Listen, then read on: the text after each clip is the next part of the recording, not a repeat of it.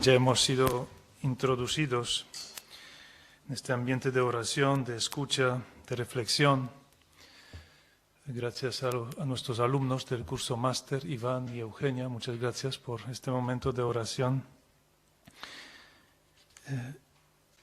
Y vamos a entrar ahora en la tercera charla de este retiro de Adviento, que hemos querido dar el título «Sé de quién me he fiado». Las palabras de San Pablo, prisionero.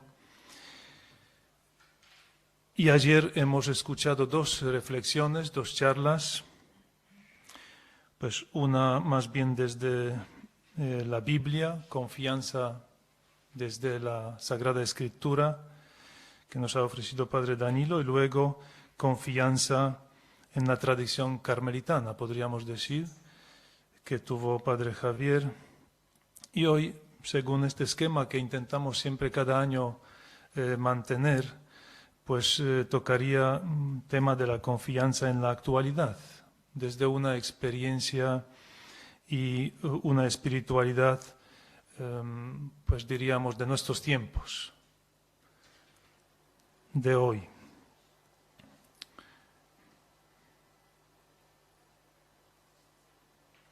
Y yo quería presentaros para ayudar, ¿no? Para ayudar a reflexionar sobre este tema, sobre la confianza o sobre esta frase, ¿no? Inspirados por el San Pablo, sé de quién me he fiado, presentar un personaje del siglo pasado, un cardenal vietnamita. Yo creo que pues en su vida veo muchas semejanzas, muchas similitudes con la experiencia de San Pablo. Y dado que es del siglo pasado, bueno, incluso murió ya en el año 2002, pues quizás nos ayudará o facilitará, ¿no?, la asimilación, la comprensión, la acogida de la palabra de esta frase de San Pablo, sé de quién me he fiado. La charla esta titulé Cardenal Van Thuan, un hombre que puso su confianza en el Señor. Espíritu Santo, la fuerza de su confianza. El Espíritu Santo, la fuerza de su confianza. ¿Quién era Van Thuan? 4 palabras sobre pues este personaje. Quizás muchos lo conocen y quizás no. Pues para recordar, el François Xavier Nguyen Van Thuan nació en Vietnam 17 de abril 1928, y murió en Italia, en Roma, en septiembre de 2002. Vivió 74 años. Fue un obispo vietnamita y también cardenal, pues, de nuestra iglesia, y en el 2017 ha sido proclamado siervo de Dios. Van Thuan fue ordenado sacerdote en el año 53. Después, pues, se doctoró en el Derecho Canónico en el año 59. Durante 8 años fue obispo de una diócesis Nha Trang en Vietnam, del 67 hasta 75. En el año 75, el Papa Pablo VI lo nombró arzobispo coadjutor de Saigón, pero el régimen comunista de Vietnam lo consideró como un colaborador del régimen extranjero y se lo invitó a volver a su diócesis, donde trabajaba Nha Trang anteriormente, o, en lo contrario, pues va a ser encarcelado. Y él eligió, pues, permanecer en el Saigón, allí donde lo nombró el Papa, y por consiguiente, pues, fue arrestado el 15 de agosto de 1975.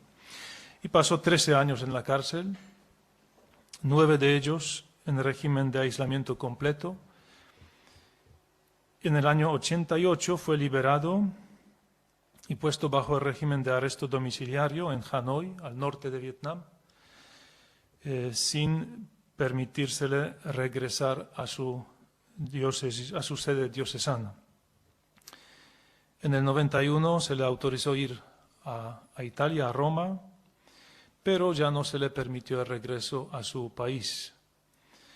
Desde entonces, pues desde el 91, vivió exiliado en Roma hasta su muerte. Juan Pablo II lo nombró en el 94 presidente del Pontificio Consejo Justicia y Paz. En 2001, el mismo Papa lo creó cardenal de Santa María de la Scala, una iglesia en Trastevere, ¿no?, en Roma. Y falleció 16 de septiembre de 2002 en una clínica de Roma, víctima de cáncer. Funeral solemne tuvo lugar en la Basílica de San Pedro en Roma y luego pues sus restos mortales depositaron primariamente en el cementerio Campo Verano, en el cementerio romano, pero en 2012 fueron trasladados a la iglesia de los Carmelitas Descalzos en Roma, Santa María de la Scala, ¿no?, de la cual había sido titular. Bueno, esto es brevemente para tener idea de qué personaje hablamos. Y quisiera, pues, esta charla hacer en dos momentos. Primer momento, pues presento su, podríamos llamar su experiencia en el espíritu de este personaje, de Cardenal Vantuan. Me refiero concretamente al momento de su encarcelamiento.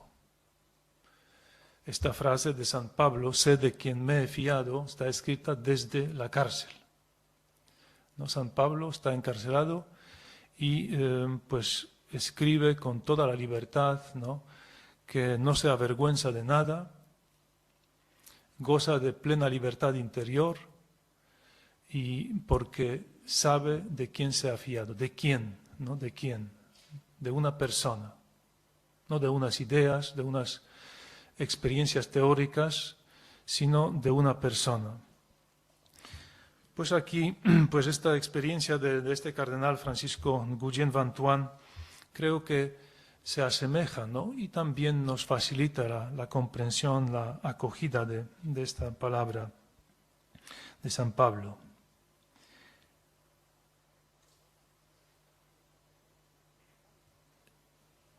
El cardenal Nguyen Vantuan, como afirmaba muchas veces en las entrevistas que ha dado, podéis encontrar en YouTube muchas entrevistas de él, incluso hay algunas charlas o entrevistas que habla en español.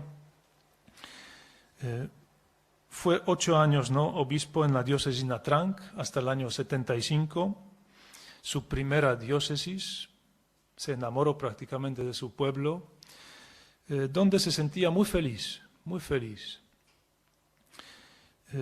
Después de 8 años, ¿no?, pronto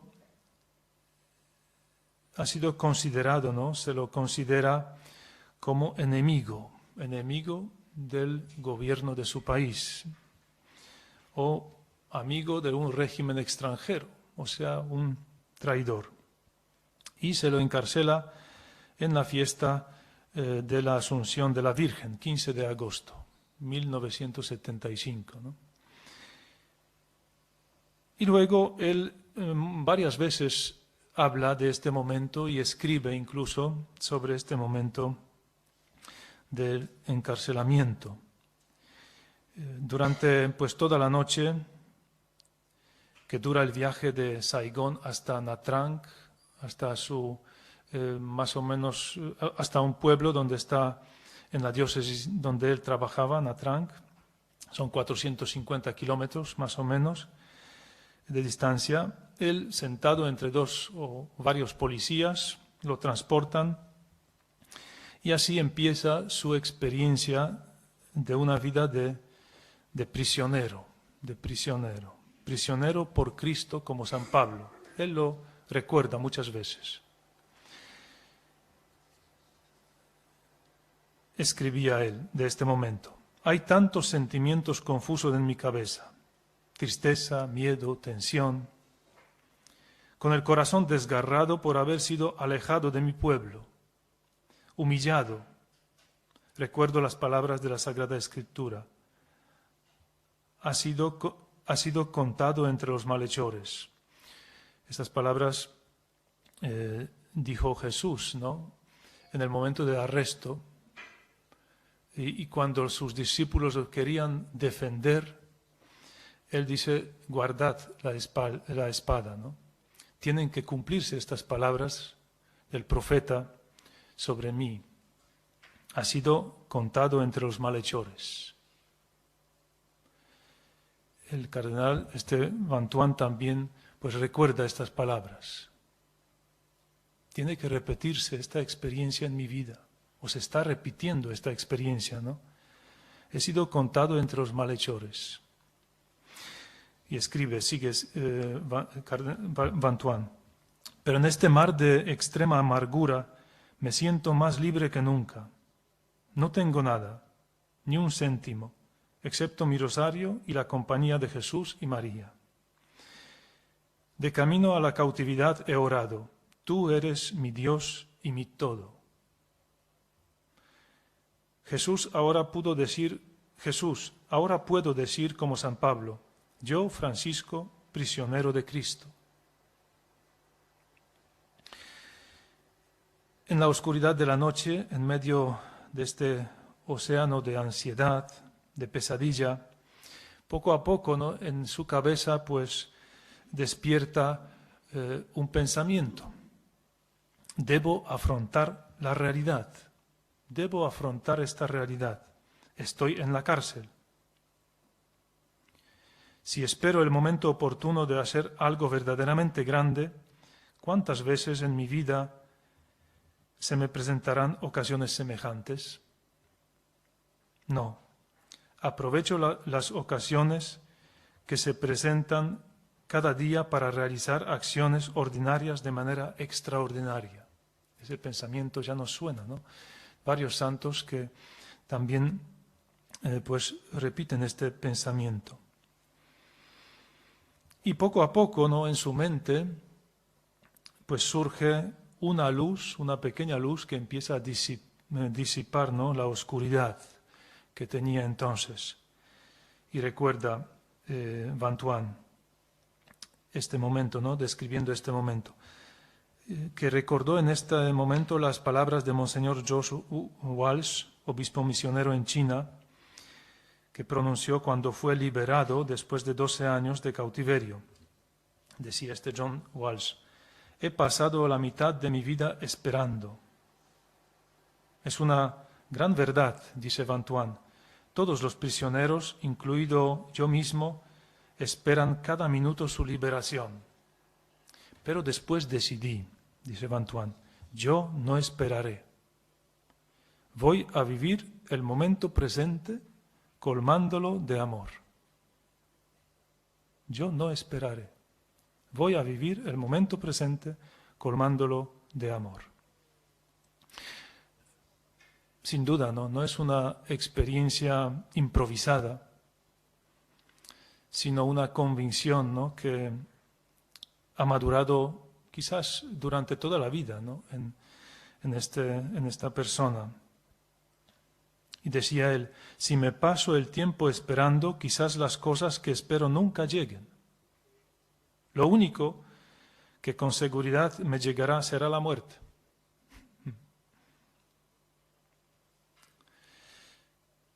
Sí, se le destina, ¿no?, a un aislamiento en el pueblo Kaiwong, donde se le asigna, ¿no?, la residencia obligatoria bajo vigilancia abierta y oculta de la policía, es decir, los funcionarios pues de policía estaban escondidos entre el pueblo, ¿no?, para vigilarlo. Y en aquel lugar, ¿no?, día y noche, él se sentía como obsesionado con un pensamiento, ¿no? Pueblo mío, su diócesis. Pueblo mío, que tanto amo, rebaño sin pastor, ¿cómo puedo entrar en contacto con mi pueblo? Precisamente en el momento en que tienen más necesidad de su pastor. ¿Cómo conectar, cómo contactar con ellos? En este contexto, él es consciente del contexto, ¿no?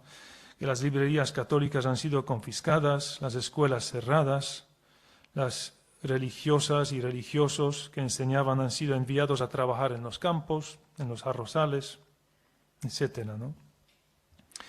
Y en él, sin embargo, resonaban estas palabras: yo no esperaré, voy a vivir el momento presente colmándolo de amor. ¿Pero cómo? ¿Pero cómo? Y en una noche le vino la luz. Francisco, es muy simple. Haz como San Pablo cuando estuvo en prisión. Escribe cartas, escribe como San Pablo no escribía a su pueblo, a sus comunidades. ¿No? Y así comenzó a escribir, sobre todo trabajaba de noche. En 1 mes y medio escribió El Camino de la Esperanza, el primer libro dirigido a su pueblo, a sus feligreses. Tenía miedo, ¿no?, de que no lo terminara y que lo trasladen a otro lugar donde no tendrá quizás estas condiciones para escribir. Y de inspiración para este libro le sirvió la meditación del Evangelio, o mejor dicho, los varios pasajes que estaba rumiando, reflexionando, ¿no? El primero de ellos fue el pasaje del Evangelio que narra la multiplicación de los panes y los peces, ¿no? Y los apóstoles, recordamos, habrían querido elegir el camino más fácil y decían a Jesús: despide esta gente, para que busquen alojamiento y comida, porque nosotros no les podemos ofrecer. Pero Jesús quiere actuar en el momento presente y dice: dadles vosotros de comer, dadles ahora vosotros de comer. No vamos a esperar, ¿no?, después que ellos busquen, ¿no? Dadles vosotros ahora de comer. Esto él rumiaba, reflexionaba sobre este pasaje, ¿no?, Bantuán. Y luego otro pasaje en el momento de la muerte en la cruz, cuando el ladrón dijo a Jesús: Jesús, acuérdate de mí cuando llegues a tu reino. Incluso Bantuán escribe, ¿no?, acuérdate de mí cuando vengas con tu reino, escribe, ¿no? Y Jesús, recordamos, ¿no?, le dijo: te aseguro que hoy estarás conmigo en el paraíso. No mañana, hoy, ahora. Estos dos pasajes le inspiraban, ¿no?, para escribir, para vivir el momento presente, no esperar mañana. Yo no esperaré, voy a vivir el momento presente colmándolo de amor, allí donde estoy.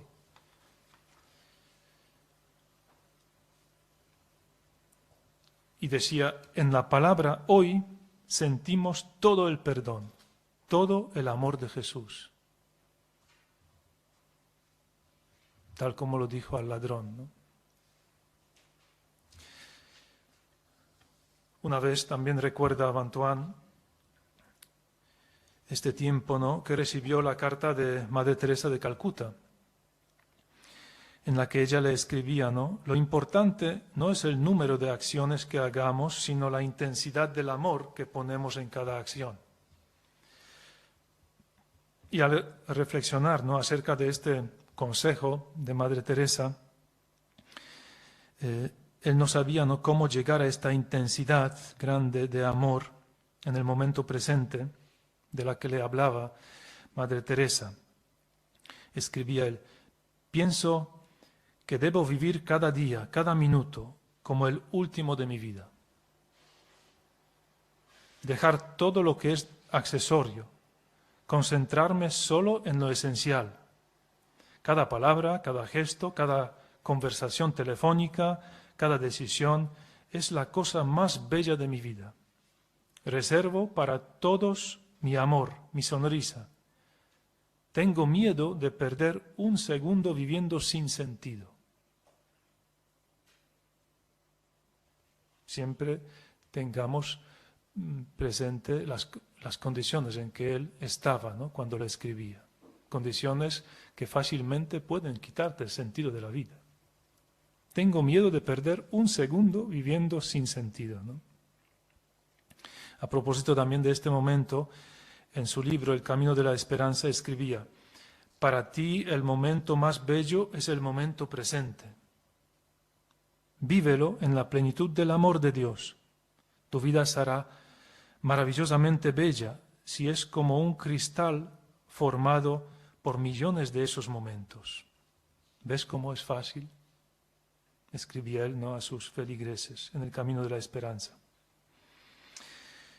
Diría yo que es reconfortante, ¿no?, escuchar, incluso para nosotros, ¿no?, hoy día esta experiencia. Es una experiencia que puede, pues, hacer frente a los retos del mundo actual en que vivimos, ¿no?, cada uno de nosotros. Quizás no en las situaciones tan drásticas o dramáticas, pero también no menos fáciles, ¿no?, muchas veces. En esta época, sobre todo, de tantos cambios, ¿no?, tan grandes transformaciones, que ya incluso, ¿no?, dicen algunos que no se trata de época de grandes cambios, sino de cambio de época, ¿no? Y en este contexto, pues merece la pena recordar un texto de la carta a los Hebreos, del capítulo 13, que Vantuán también lo citaba varias veces y pues recordaba las palabras de Juan Pablo II y este fragmento del capítulo 13 de la carta a los Hebreos, ¿no? Y escribía: con frecuencia la humanidad se encuentra en la incertidumbre, confundida y preocupada, pero la palabra de Dios no pasa. La palabra de Dios no pasa. Recorre la historia y con el cambio de los acontecimientos permanece estable y luminosa. Todo puede cambiar, ¿no?, de un día para otro. Sin embargo, la palabra de Dios no pasa. La fe de la Iglesia está fundada en Jesucristo, único Salvador del mundo, ayer, hoy y siempre. Hebreos 13. Ayer, hoy y siempre.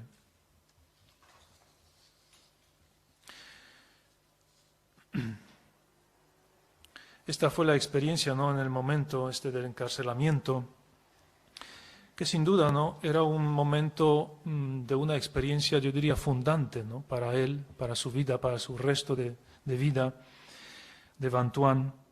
Y luego, ahora, en el segundo momento de esta charla, pues quiero presentar algunas reflexiones de Vantuán acerca del Espíritu Santo como fuente de la confianza en el Señor. Sí, podríamos hablar de su doctrina, ¿no?, de Vantuán acerca del Espíritu Santo, pero más bien se trata de unas reflexiones, ¿no?, compartidas dentro del marco de los ejercicios espirituales o comentarios a la palabra de Dios, o su experiencia, ¿no?, recogida en sus libros escritos por un pastor para su pueblo. Pues se trata, en definitiva, de una, podríamos decir, teología o pneumatología práctica o pneumatología experiencial, ¿no?, la experiencia del Espíritu Santo, ¿no?, y recogida de sus escritos, ¿no?, de sus comentarios, ejercicios, sobre todo ejercicios espirituales que dio en el Vaticano en el año 2000. Y también se recogen nuestras reflexiones en un libro publicado en español, Testigos de Esperanza. Allí, ¿no?, una parte dedicada al Espíritu Santo, él inicia con una anécdota, recordando una entrevista que hicieron al cardenal de París, Lustiger, a Lustiger. Y Vantuán recuerda esta entrevista, ¿no? Y entonces, ¿no?, preguntaron a Jean-Marie Lustiger, un periodista: señor cardenal, ¿cree en la existencia del demonio? Sí, creo. Pero en una época de tantos progresos científicos y tecnológicos, ¿usted sigue creyendo en la existencia del demonio? Sí, sigo creyendo en él. ¿Ha visto al demonio? Sí, lo he visto. ¿Dónde? En Dachau, en Auschwitz, en Birkenau. Entonces el periodista enmudeció. Y Van Thuan, ¿no?, reflexionando sobre esto, dice, si alguien me preguntara a mí, dice Van Thuan, ¿ha visto usted al Espíritu Santo? Yo también respondería sin titubeos, sí, lo he visto. ¿Y dónde? En la iglesia y fuera de ella. En la iglesia y fuera de ella, ¿no? Es curioso cómo él reflexiona, ¿no? Propone esta entrevista y luego hablando del Espíritu Santo, ¿no?, con la misma convicción, ¿no?, de la acción del Espíritu Santo en la iglesia y fuera de ella, y fuera de ella. Y estos dos momentos pues quiero desarrollarnos siguiendo también sus reflexiones del Van Thuan, porque oscilan, sobre todo en este libro, ¿no?, Testigos de Esperanza, sobre estos dos momentos, ¿no?, la acción del Espíritu Santo en la iglesia, donde es fuente de la confianza, fuente de renovación de la iglesia y también fuente de esperanza, ¿no?, de esperanza. Y también fuera de la iglesia, ¿no?, incluso como Padre de los pobres lo llega a llamar Van Thuan, el Padre de los pobres, al Espíritu Santo, porque nunca deja huérfanos a nadie, a nadie.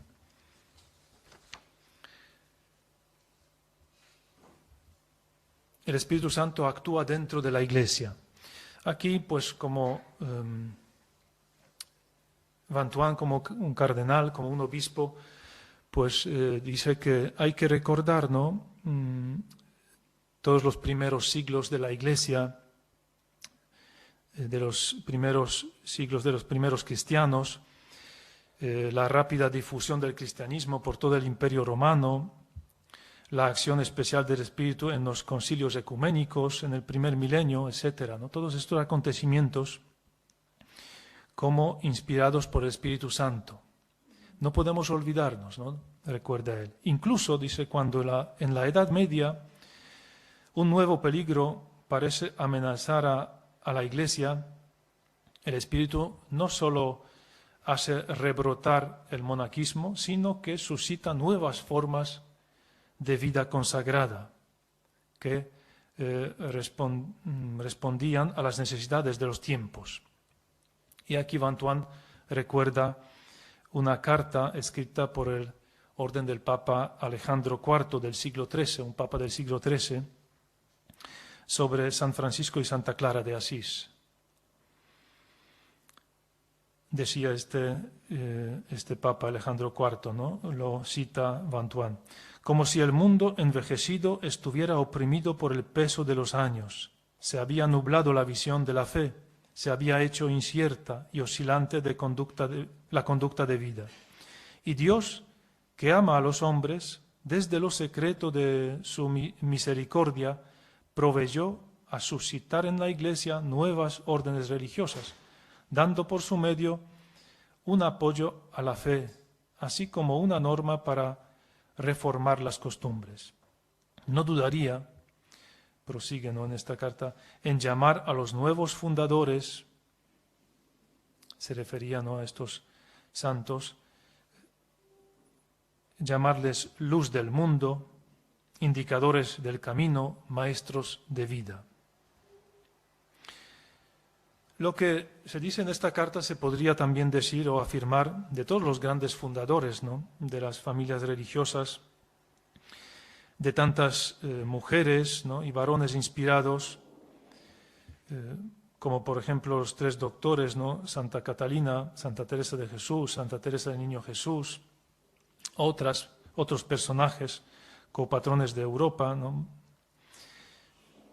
En ellas se manifiesta, ¿no?, la acción poderosa del Espíritu Santo, recuerda Van Thuan, y lo recalca, ¿no?, recalca.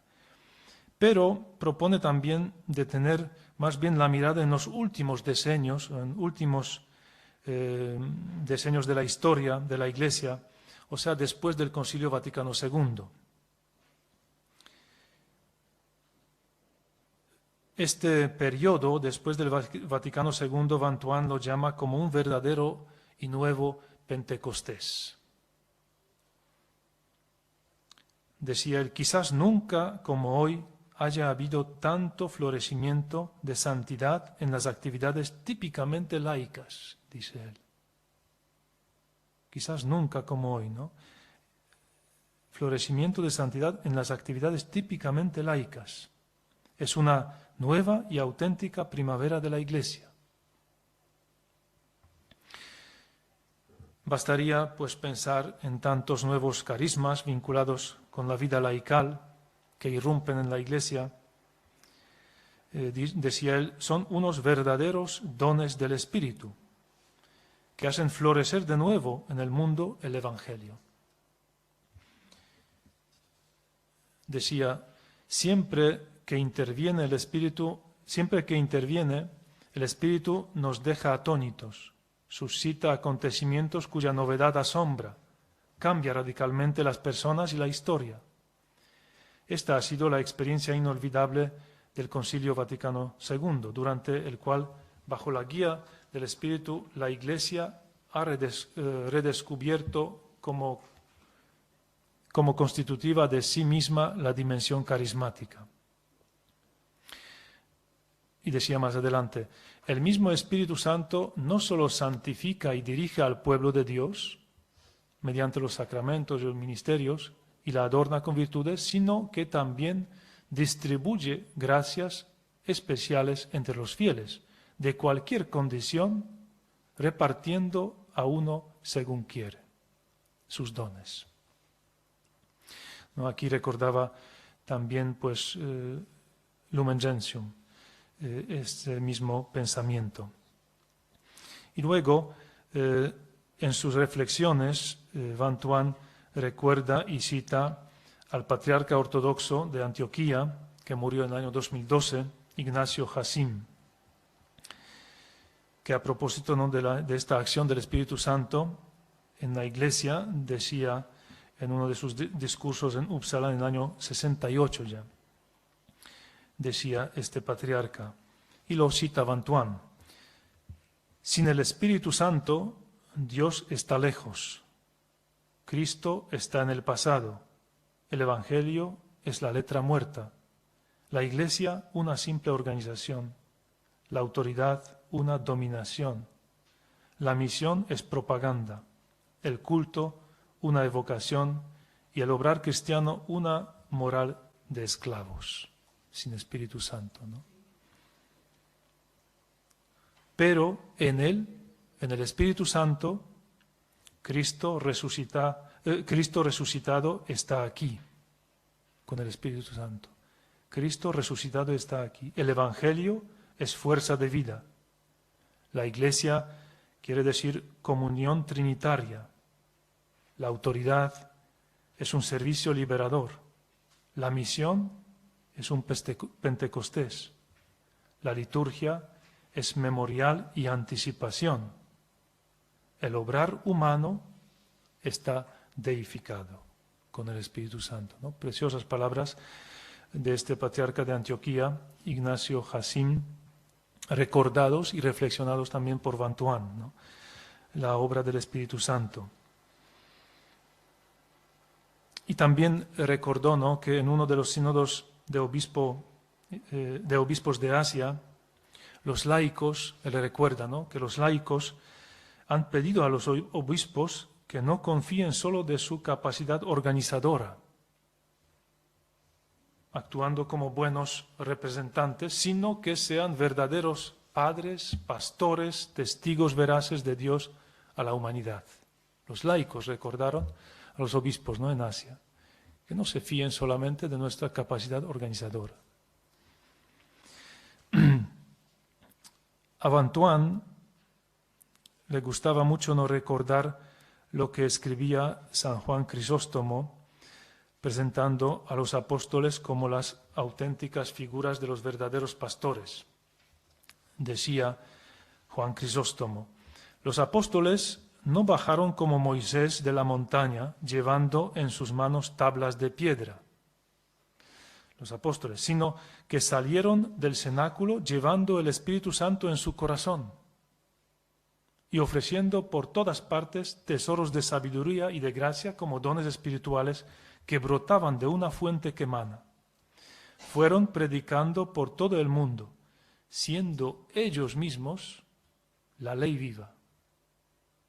En vez de llevar una tabla con la ley, iban ellos mismos, pero llenos de espíritu. Ellos mismos la ley viva, como si fueran libros animados por la gracia del Espíritu Santo, ¿no? Ellos mismos, los apóstoles que recibieron el Espíritu.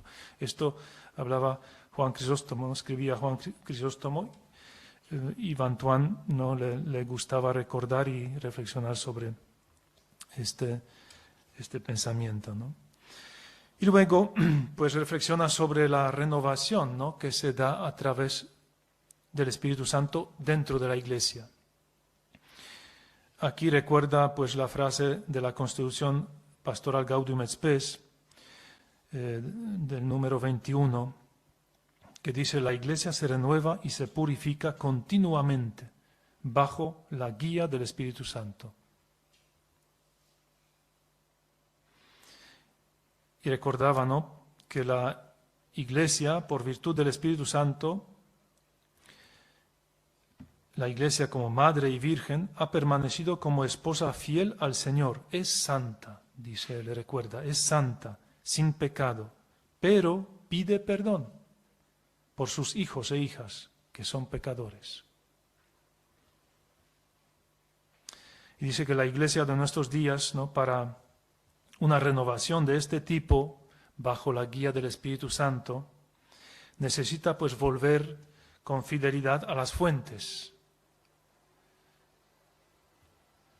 Fuentes de todo tipo, ¿no?, que se encuentran, ¿no?, en la Sagrada Escritura, a Ur de Caldea, al Sinaí, a Jerusalén, a Belén, a Nazaret, al monte de las bienaventuranzas, al Santo Sepulcro.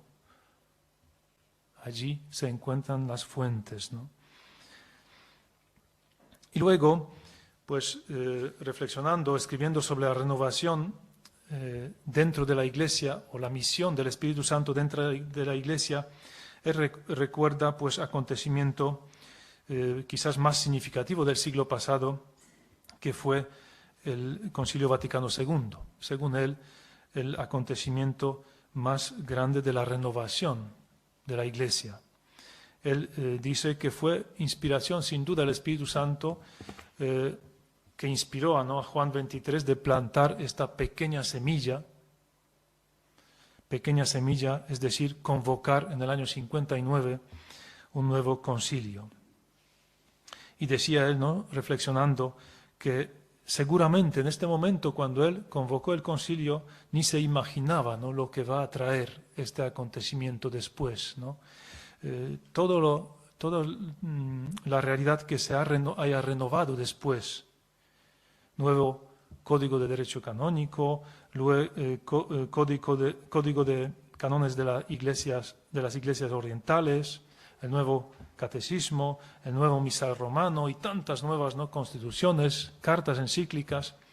Toda esta novedad que trajo, seguramente Juan 23 ni se imaginaba, ¿no?, cuando proponía. Esto todo por un lado. Por otro lado, pero también dice que seguramente no se imaginaba Juan 23 de un impulso grande, ¿no?, hacia la colegialidad en la Iglesia, hacia el diálogo ecuménico que se ha dado después del concilio, hacia el diálogo interreligioso, ¿no?, un poco en plan de una anécdota, pero decía que recordaba, ¿no?, que hacían falta 20 siglos para poder recorrer el kilómetro entre el Vaticano y la sinagoga en Roma. 20 siglos para que Juan Pablo II visitara por la primera vez, un papa visitó la sinagoga, ¿no?, en Roma, en el año 1986. Hacía falta 20 siglos. Pero esto, dice, fue gracias a la inspiración, al momento, ¿no?, cuando inició todo eso, ¿no?, el Vaticano II. esta pequeña semilla, ¿no? Pero después no añade también, en realidad es imposible tener una visión completa de la obra del Espíritu Santo en el siglo pasado sin tener en cuenta también misterio en la profundidad de las almas, de cada ser humano, de cada persona, lo que ha hecho el Espíritu Santo en la interioridad del ser humano. Y quizás estas obras son los cambios o la renovación más importante o más grande en la historia de la Iglesia. Y desde allá, desde la interioridad, ¿no?, humana, inicia todo, surgen los grandes acontecimientos después, ¿no? O sea, lo que obra el Espíritu Santo en un ser humano individual, ¿no?, personalmente.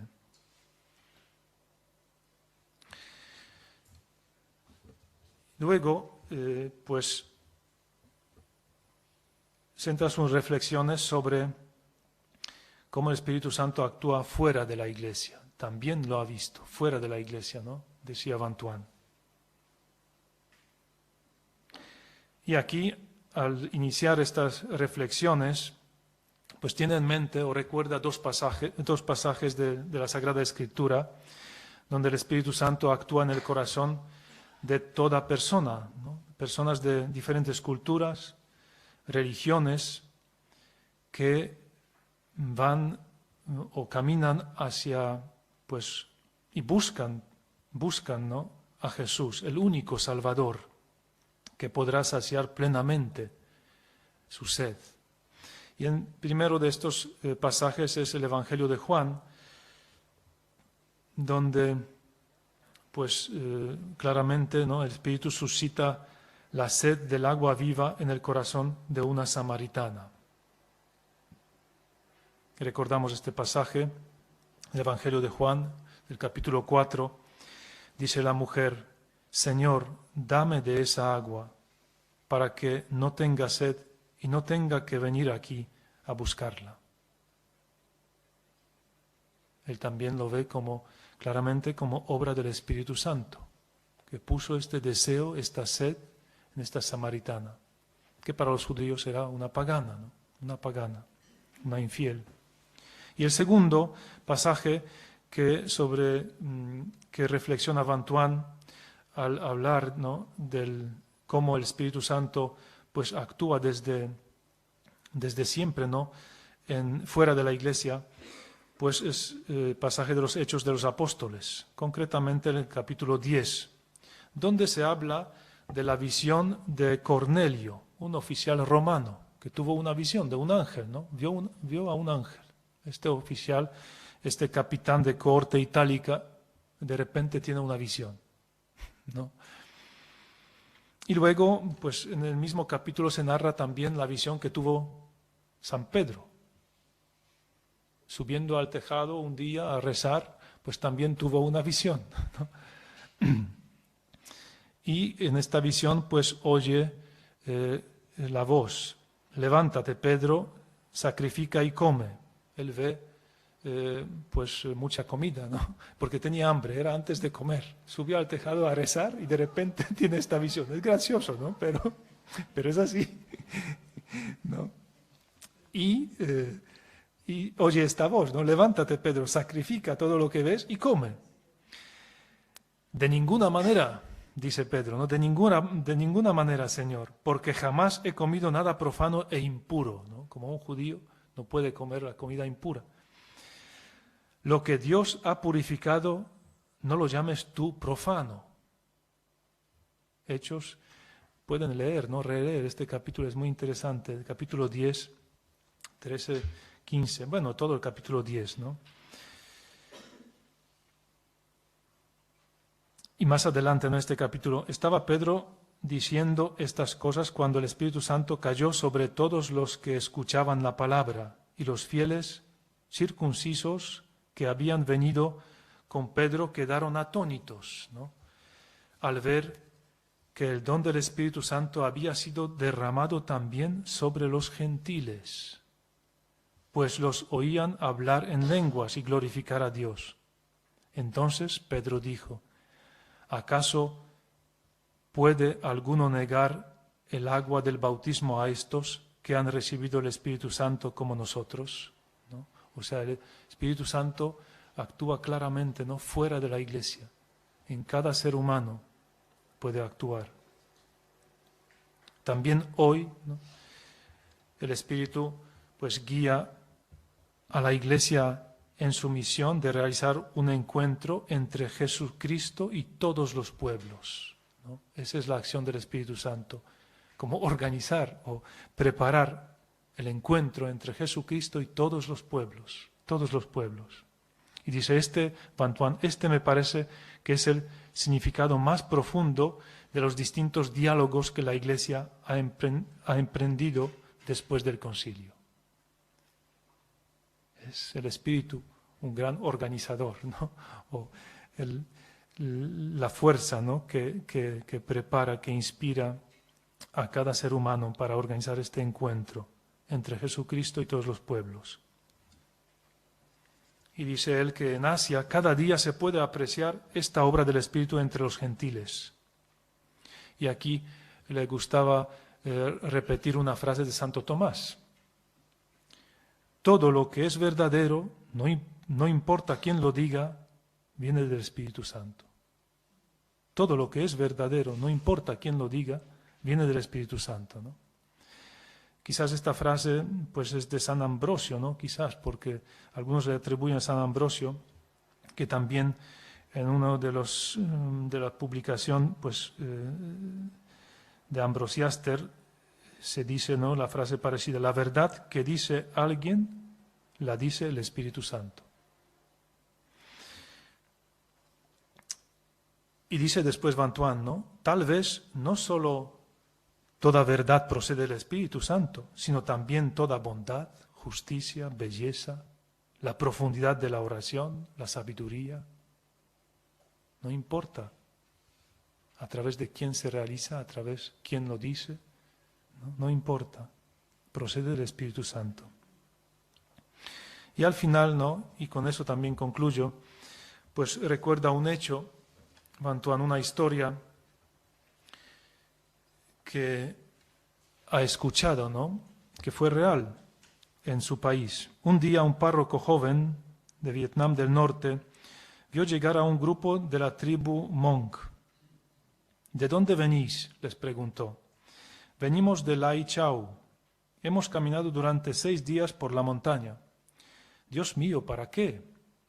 Queremos ser bautizados enseguida. Es imposible. En vuestro pueblo no hay sacerdotes ni tampoco catequistas y no conocéis la religión ni las oraciones. Lo hemos aprendido todo de una radio de Filipinas.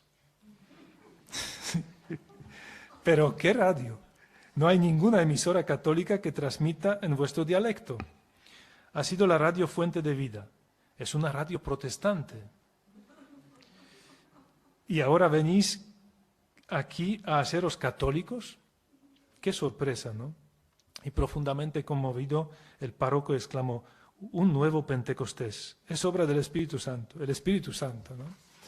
Y les preguntó: ¿no os podéis quedar un poco más? Padre, es imposible.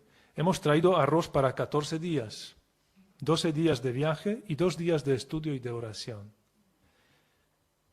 Fueron bautizados y confirmados, asistieron por primera vez a la Santa Misa y recibieron la Eucaristía.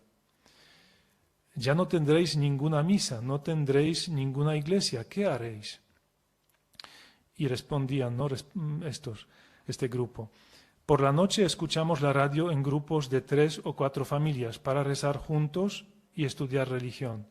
Los domingos trabajamos en los campos de arroz, pero a las 9:30 dejamos de trabajar, damos descanso a los búfalos, a los bueyes y asistimos a la misa a través de la Radio Veritas de Manila. Estos primeros bautizados han llevado la fe a otros 5.000 conciudadanos, ¿no?, recordaba Vantuan. El Espíritu Santo no los dejó huérfanos, ¿no?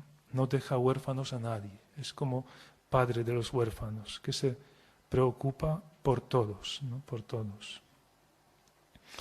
Y al final, pues estas reflexiones sobre el Espíritu Santo como fuerza, ¿no?, de la confianza, Vantuan recuerda una oración de Edith Stein, ¿no?, curiosamente, sobre el Espíritu Santo.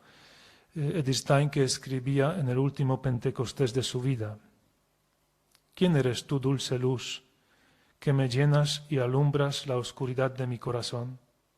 Tú me guías como mano materna y me dejas libre. Tú eres el espacio que rodea mi ser y lo encierras en sí. Si tú lo dejaras, caería en el abismo de la nada, desde el cual tú lo elevas al ser.